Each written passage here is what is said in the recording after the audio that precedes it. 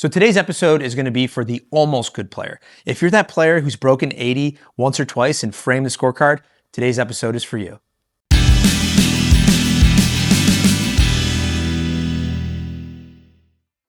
And don't forget to check out my other show, the Big Play Golf Show with Jimmy Hanlon and Big Play Dave.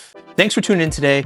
We've got my good friend Brett Smith here, and I would ask Brett what he does for a living, but it's pretty obvious that he sells insurance, right? We got Jake from State Farm coming in to take a golf lesson today. So thanks for being on the show today, Brett. Absolutely, Joe. Thanks for having me. So Brett used to be a golf pro, and during that time he had some more availability to work on his golf swing, and he was a pretty good player. Now he's that almost good player, the guy who I feel like if he were to break 80 right now, he might frame that scorecard and put it above his desk. Or if he breaks 70, even more so that way. Where he used to be, a scratch golfer? Yeah, pretty close. Yeah, scratch golfer playing, how often were you playing back in the day? Probably 2 or 3 times a week, but now it's once a week at the most, and I don't ever practice. I don't do anything, which I need to do, but I don't.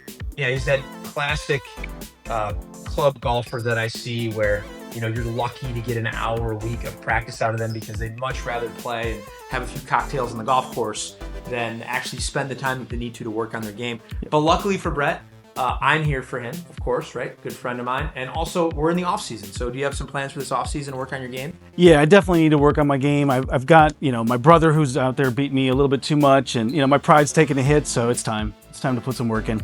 So today we're going to try to give him a few drills that he can work on this off season to help him play better golf. So let's see what you got here, Brett. All right.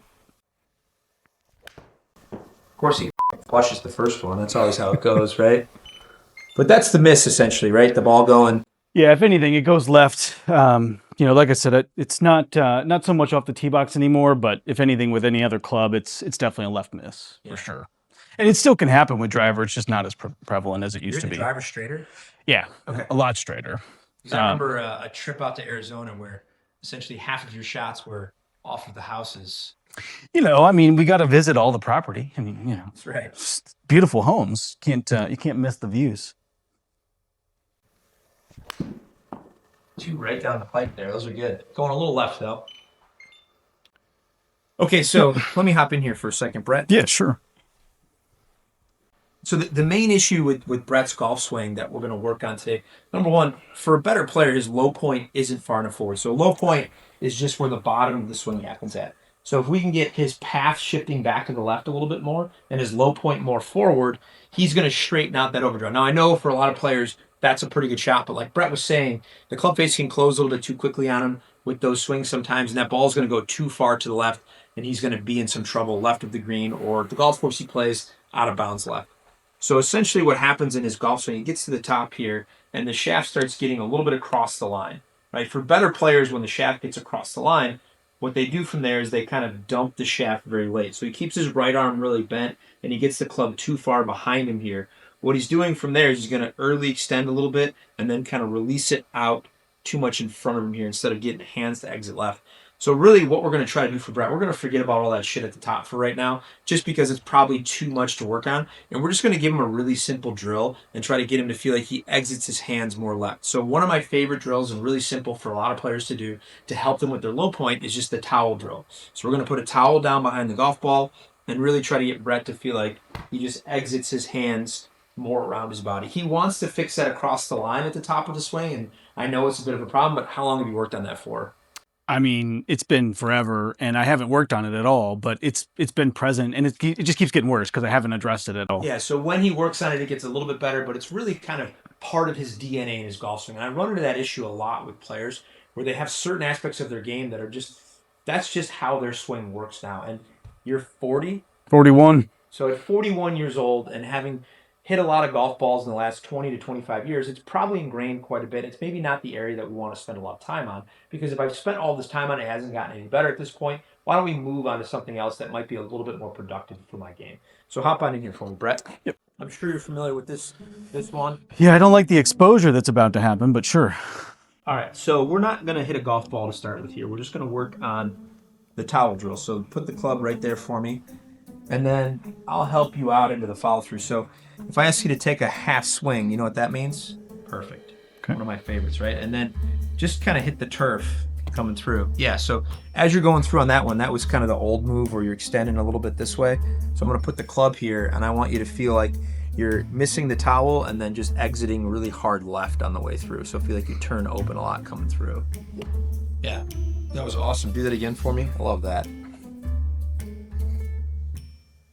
So Brett understands how to make a half swing because being a golf pro and having asked thousands of people to do it already, he's doing pretty good at that. I mean, that was something we used to talk about a lot when we worked together is nobody can make a short swing. So he's really good at getting that arm to parallel. Most of you are not. When I teach players on a regular basis, they have no concept of how far their arms are going back. So when you're making changes, especially this time of year, that's really important to do. So let's try. Remember, my arm is going to be out here. I want to keep this for later. Okay. So let's just do that nice little 3/4 exit left feel. Yeah, I like that a lot. That ball started more right. And there we go. Perfect.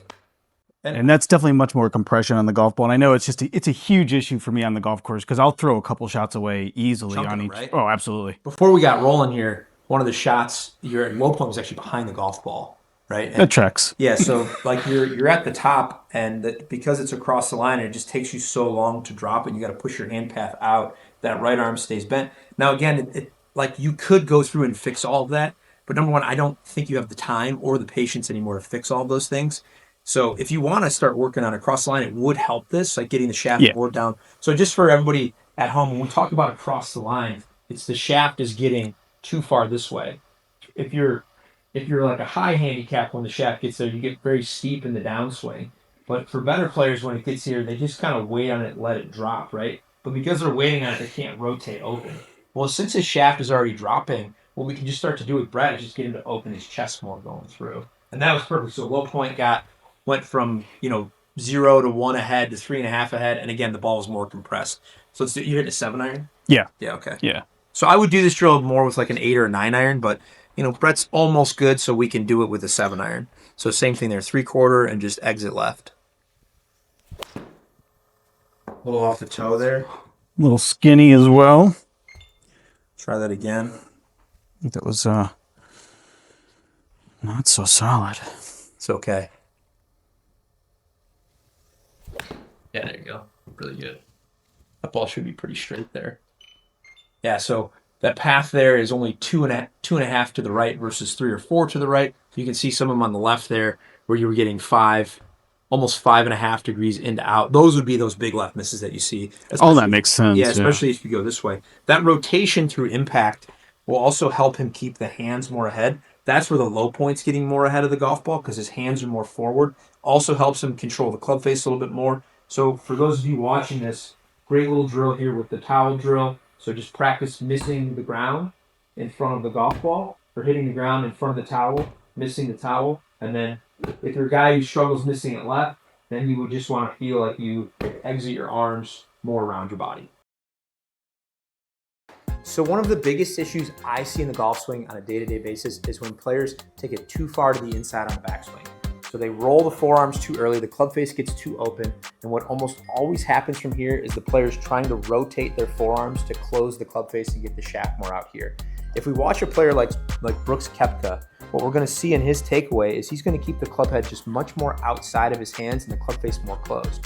From there, the shaft gets a little bit steeper on the way back, and it makes it much easier now to shallow that club or get the club more from the inside. So the way that we would get that feel as we take the club away is we would just feel like our right palm stays pointed down at the ground a little bit more, or the club face stays more closed. From that position, it's going to be a lot easier for you to start getting the club to drop more to the inside on the way down and stop slicing the ball so much.